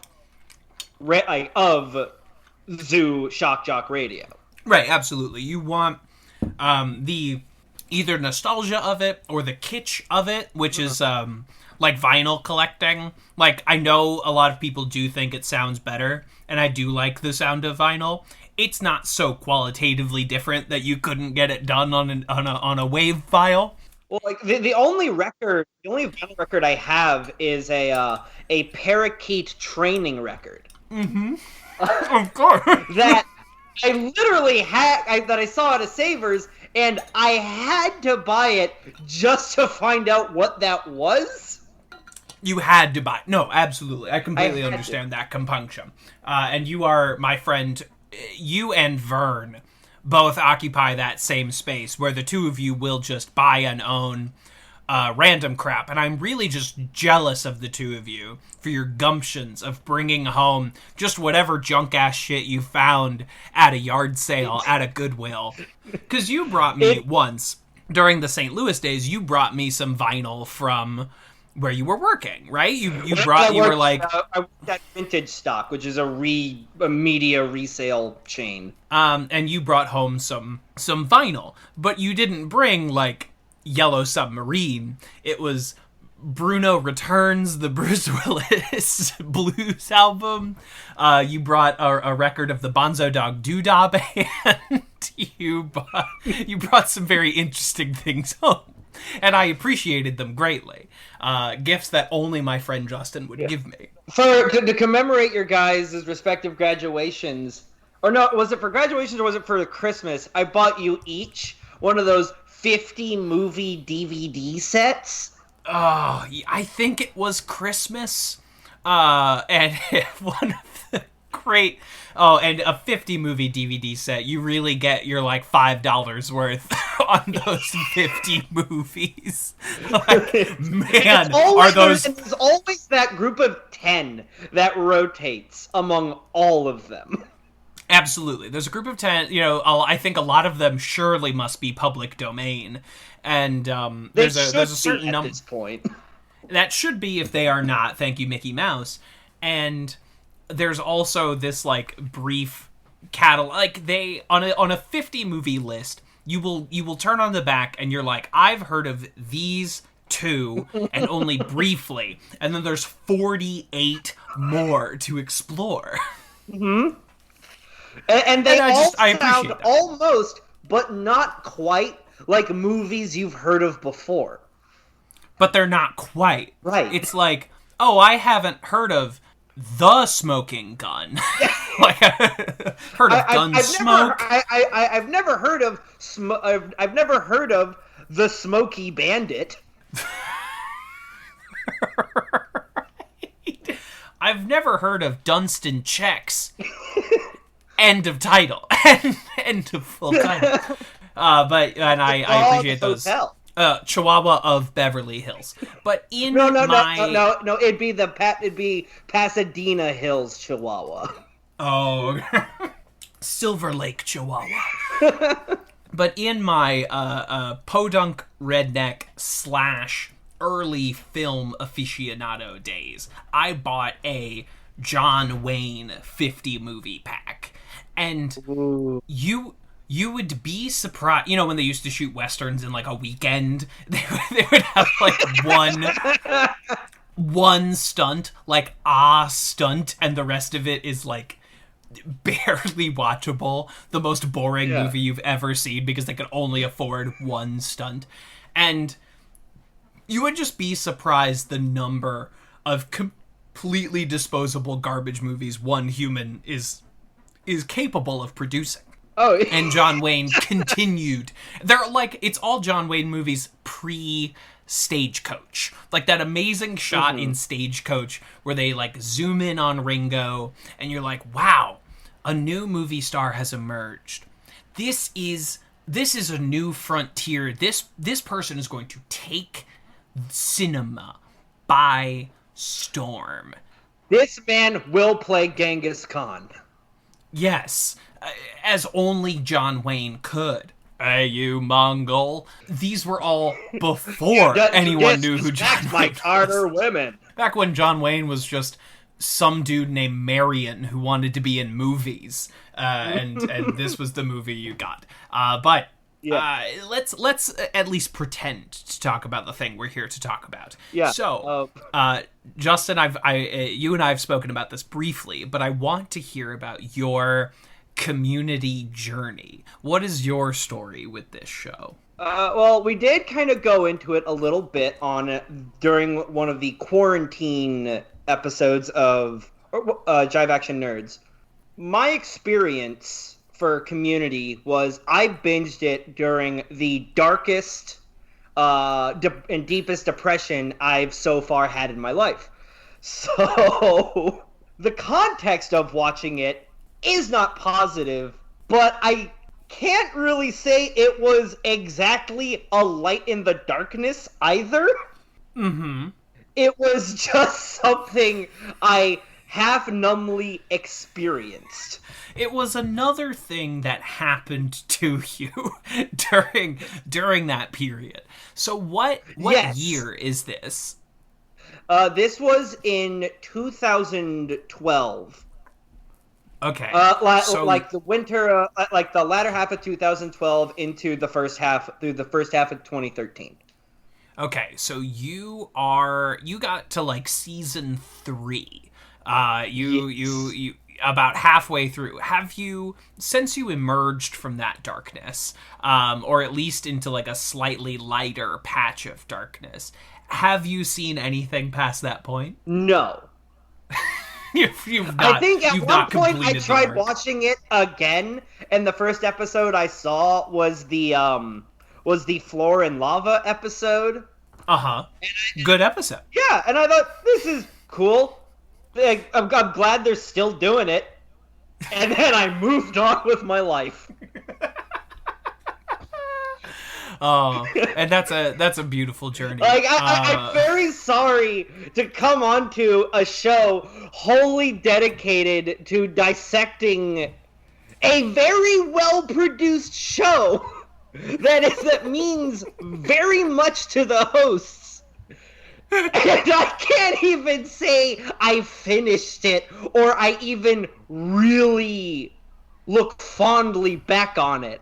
I thought it was funny when I was too sad to laugh. When you could just acknowledge that something was funny. Exactly. Without it ever being able to elicit an actual laugh out of you. Yeah, I could go, yeah, I kind of relate to Abed, or, ha, she is Jewish, like me. And that was the extent. It. I am annoying, like they are annoying. Yeah, I understand that. I've been there, man. Pierce is old. That guy's old. Huh. Jeff is really handsome. I can appreciate that. Yeah. But this is... that is the most I've ever gotten emotionally from this program. But I invited you. I want a bounty of perspectives. I want a bevy of experiences with this show. And you had one that I hadn't. You know, I'll bring on people that want Jeff and Annie to smooch. I bring people on that don't want Jeff and Annie to smooch. I thought that was fucked up when I watched it. Like why is this much younger woman? Why are they allowing this? Like, you mean their peers? Why are their peers allowing this to... Sincerely, why is Britta allowing this? Surely this should be, like, big no-no. No, as someone so, like, even loosely socially conscious of power structures as Britta, you'd think she'd be the first to be like, she'd be the first to start age gap discourse. It doesn't come up. No, it doesn't. It's the only person that brings it up really is Jeff himself. He seems to be the only one really conscious of it. Yeah, which, like, and he still kind of goes with it because he's Deadpool, so yeah, he's a monster. I think it fits within his character to be a really gross man. Oh, yeah. I don't intentionally bring on people that are anti-Jeff Annie, but it seems like everyone in my circle that I bring onto this show is like, no, no, thank you, ew. And I'm not doing it on purpose. I want I don't think any Jeff Annie stans are still listening to this podcast, but I'm not doing it on purpose to try and stoke an agenda. I also thought the spoiler alert, the Troy and Britta romance was also very awkward. It didn't come together, and that has like a comparable age gap. Yes. And people have a different reaction to that one, I think, for a number of reasons. I think one of them is that we have a very different relationship to female sexuality that we do to male. Men preying on younger women is like a societal issue, and women preying on younger men. I'm not saying that like it can't also be very manipulative. We just have a very different cultural relationship to it than we do to old men and young women, despite older men and younger women being much, much more commonplace. Right. And yes, much more just systemic. Yeah, absolutely. And they're both tacitly approved. It's just in different ways. Yeah, it's never for the benefit of the women. Often. Right, because if you're the man in either scenario... and this has to do a lot with perspective, right? That conversation of where is the perspective that we're coming from here. And usually the cultural perspective is either you're scoring the hot young chick or you're scoring the hot older lady. And we don't get as much of the female perspective in those relationships. No, we don't. Yeah, and it's a conversation worth having, and a conversation that, honestly, people smarter than you and I can write many, like, words about. And they have lots have. of conversations. Oh, and certainly they have, and they will continue I'm to. not sure I'm not sure a community fan cast is the proper venue to really delve in, especially us. We are not the people to... Yeah, to discuss age gap love in media and its relative relationship to gender. But both of these relationships encounter this kind of bizarre scenario because both Donald Glover and Alison Brie are playing like characters about 10 years younger than those actors are. Yes. Right? You know, when Community starts, Alison Brie is almost 30, not almost 20. Yeah. And that kind of it changes the dynamic from, like, if it were an actual 18-year-old actor, like a noticeably 18-year-old actor, I do not think they're... You'd go, it's the TV, it's that awful TV phenomena where you look at an 18-year-old and go, why is that middle schooler smoking cigarettes? Whereas the real issue is that we're so used to media teens being 30 years old. You know, how old is the cast of these sexy teens of Riverdale? Like, how old are these actors? And like, if Riverdale were an actual show with actual high school age actors, it would be a crime, right? It'd be child pornography, and it wouldn't be allowed on TV. Right, but for some reason, because your brain knows full well that these actors are in their 30s, that, like, you were watching Dylan Sprouse when you were 12, and now he is a grown-up, it creates this very different perspective in your mind subconsciously, as opposed to if it was Joel McHale and an actual 18-year-old. I don't think that relationship would have the same number of fans that it does. God. So that's anyway. This is about the television clip show episode, Community, and the one where Shirley gives birth. No, I actually have something to say related to the episodes. So I was never a avid sitcom watcher growing up. Mm-hmm.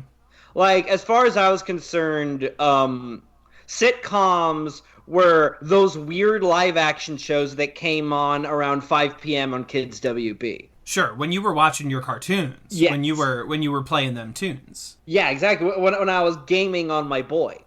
Yeah, that you know what? I'm gonna stop saying that in the context of this episode. When I was gaming on my... Yeah, go ahead. As far as I knew, when I saw the clip show episode in, like, 2012, I thought, like, oh, are they referencing, like, the 2 Simpsons episodes I watched, like 7 and 9 years ago, respectively? Are they homaging the Simpsons episodes that used to play at 6 and 6:30 on on ABC? Are they homaging those Simpsons episodes? Right. And it wasn't until I watched That's My Bush, which Vern introduced me to, because of course he's the one to introduce me to it. Yes. Now, I'm sorry, Justin. You can't just say. At home, That's My Bush was a show produced by Trey Parker and Matt Stone, who were so horrified by the prospect of a Bush presidency that they produced a whole show about the absurdity of George Bush being president. And so they had the show tackle both a hot political topic and a sitcom cliche. So, like, the pilot episode is George Bush has to attend both an abortion symposium and his anniversary dinner with Laura at the same time. And so he's going back and forth across the White House. And for their climate change episode, like, they did the clip show. Mm-hmm. And that's when I realized, oh, And I watched this after I like stopped watching Community, so I thought, oh, Community was like doing a bit. They were referencing a greater phenomena. They were referencing like a very frequent sitcom trope. Yeah, a lot of sitcoms' final episodes are clip shows. And that's a frequent phenomenon. Or like, God help you, if you ever see characters get into an elevator, you can almost be certain a clip show is about to happen. I think was the oil drilling episode, was the bottle episodes. Oh, okay, great. Yes, when George Bush was trapped with his wacky next door neighbor Stu. Oh, no, Stu O'Doyle, who would just show up at the White House and go like, "Hey George, it's your favorite neighbor." So he lived at like 1602 Pennsylvania Avenue. And that guy, the man who played the man who lived next to the White House, would play the president in Cory in the House. Wow. So he really some upward mobility from That's My Bush. That's interesting. Which is why I am starting a petition on change.com to get this man to play Joe Biden on SNL.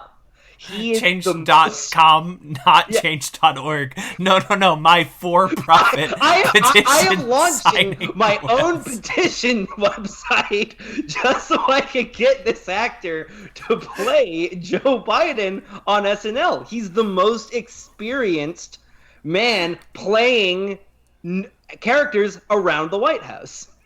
Not, as we all know, the only man who can embody Joe Biden on Saturday Night Live, Jim Carrey.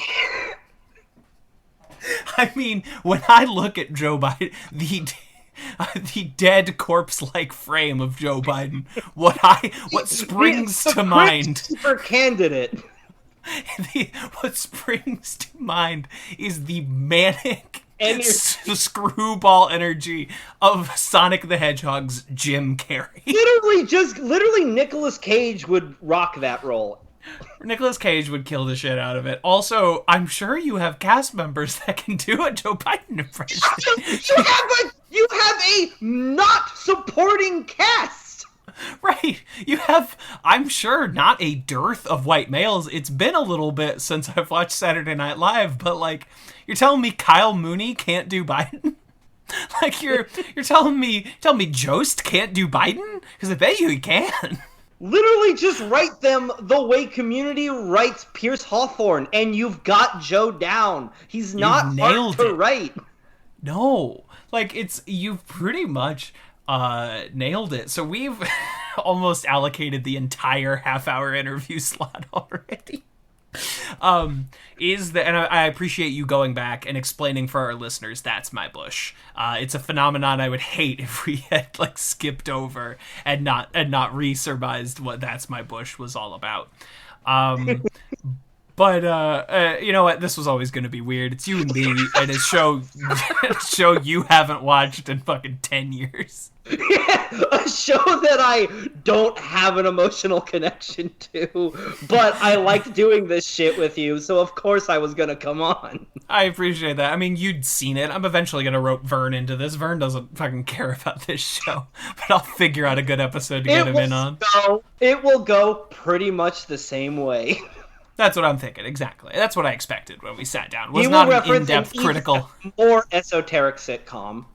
100%. That featuring, I don't know, like Gilbert Gottfried, that lasted 6 episodes in 2003. Sure. But he has the director's cut of. Oh, of course.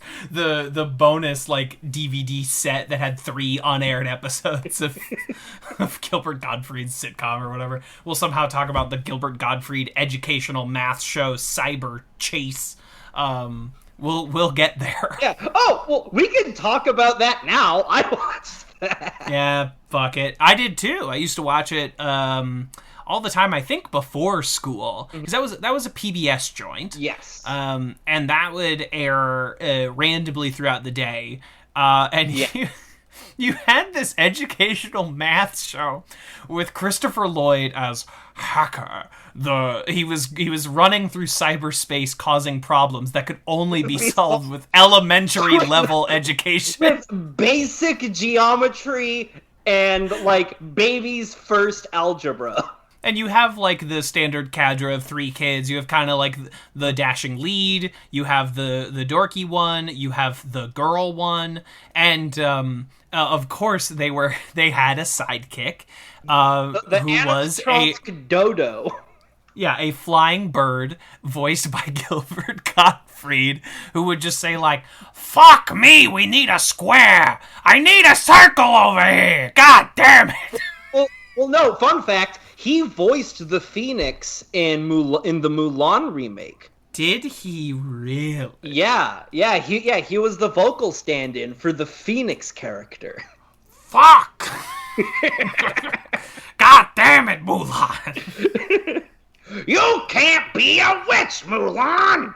It's so fucking weird that Gilbert Gottfried has become, like... I guess it's not that weird because he has a funny voice. But, like, it's so weird that he's known primarily as a children's entertainer, where if you listen to anything he says, not in a... actual career. I actually was, when I was in college during my horrible depression, I was in a really... I enjoyed... It was the one thing I actually enjoyed in college, but it was a sketch comedy troupe, and we hated the improv troupe. Oh, the dreaded improv troupe. Yeah. And you would have these battles where you'd line up and you'd snap at each other and do little dances. And every year, they do the 24 hours of improv show, where they, allot hour installments, and they just do improv. So, aren't you glad our college improv troupe never had the stick-to-itiveness to do something like that? Yeah, no, it was never funny. So, in order to make fun of them, we did 24 hours of Aristocrats, where we just tried as long as we could to keep one Aristocrats joke going. And I think we went into like 4 straight hours before we just got bored, but there were people watching us. Oh. It literally, we reached the point where we realized that the bit was too much work to be worth the insult. Doing a 4-hour Aristocrats joke to own the libs. Publicly embarrassing myself in front of the whole school to own the libs. I never bothered remembering what it was. I only just knew, like, oh, we're gonna, like, talk shit to the and we were the aggressors. That one was shitty. We were the people who would come to their shows like sharing a handle and heckle. Sure. No, we had a tradition called Handle Thursdays, where after the writing workshop, like table readings, we'd then go to one of the seniors' off-campus houses and then drink as much of a handle we could of like whiskey in one night. You were the mean improv troupe. No. Or you were the mean sketch comedy troupe. You were the mean sketch comedy. We actually thought about our shitty jokes. Right. We didn't have the excuse of making them up on the spot. That's what I was saying. It's almost worse. Like, it's certainly more embarrassing. Bad sketch comedy is harder to recover from than bad improv. Yeah. Because if it's bad improv, it's like, okay, you just couldn't think of anything. You had an off night or whatever. If it's bad sketch, it's like, you thought about this. You had time to realize this was a bad idea. You wrote this? You memorized it? You made the necessary props and costumes? You burned all the right tracks to a blank CD so that it could be played at the appropriate moments? Hey. We had an 8 gigabyte USB drive, thank you. Wow. Well, I can't be mad. The height of technology in 2012. I think we've covered it. I think we've done it. Thank you for joining me. I guess anything you want to plug, bud? You can catch me on Jive Action Nerds with Kevin. You can catch me on Puffin Publishing Podcast with Kevin. You can also catch me on Movies with Babies with Vern and Kevin. And Kevin. Oh, I forgot. Yeah, I forgot. I was like, there's something else Justin does on this feed. Not forgetting fucking Movies for Babies. Every once a month we talk for 2.5 hours about some fucking movie. We talk about a movie longer than the actual movie.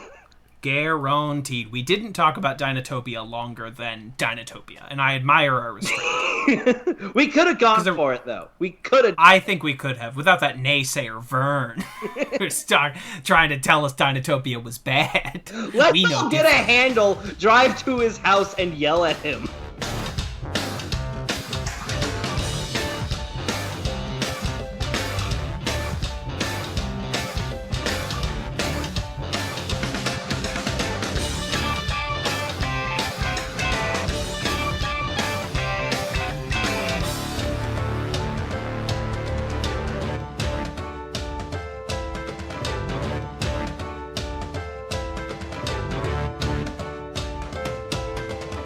This has been a Talkback Podcast. That was quite a show.